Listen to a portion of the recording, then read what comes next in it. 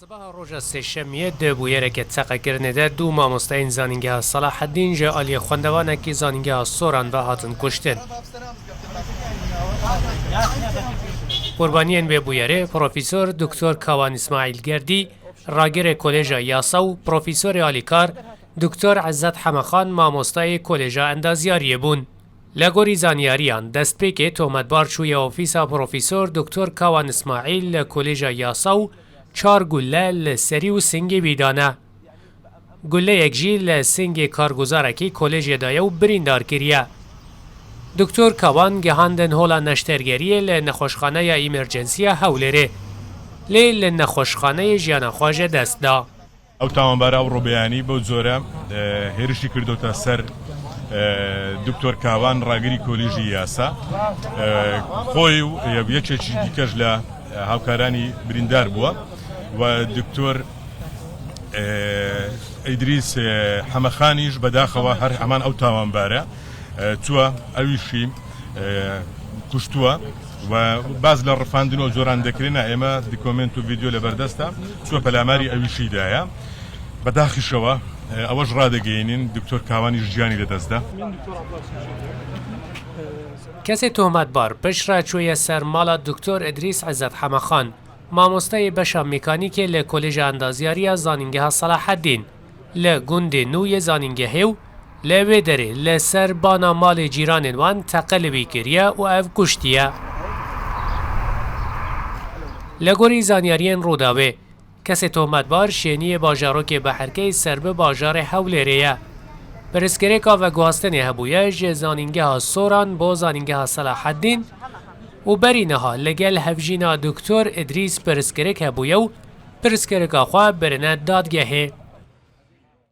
بنسبة دكتور إدريس هیچ کێشەیەکی نەبوو بەڕاستی چونکە لە کۆلیژی ئەندازیاری زانکۆی سەلاحەدین پێی ئەوەی کە ئێمە زانیتمان خێزانەکەی مامۆستا بە لە زانکۆی سۆران دیارە گرفتێکی هەبووە لەگە ئەو تەڵەبەیە کە قدیم ئەوڕۆ ئەوەی مەحکەمەیەکیان هەبووە لە سۆران خێزانەکەی چووە بۆ زانکۆی سۆران دیارە بۆ مەحکەمە ئەو تەڵەبەیە دیارە هاتە ئێرە کاک دکتۆر ئەو کاتی دیارە دەرگا و شتی لێ کردەوە ئەم دیارە بزانین لە دەرگایدا چۆن بووە بە دوای چووە و دواتر پێدەچی گولئێلێدا جەنازەکەی لەسەر بانی کرد.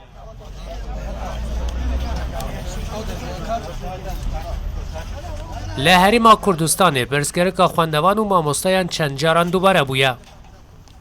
Lê çi caran negihîştiye astê bûyera îro ku bo şeniyên bajarê Hewlêr û tevahiya Herêma Kurdistanê cihê heyîrmayî nebû.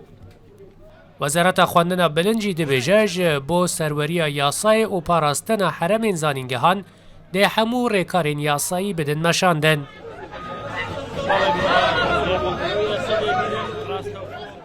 بۆ ماوەی 2 ساڵ دەبیت لە زمانی دکتۆر فەرسەد بەڕەحمەت بی موافقەمان وەرگرتیە کە سیاس بکرێ پێشەویش لە ماسەر پلانی قەریەیدا گەوە هەبووە سیاس هەبووە.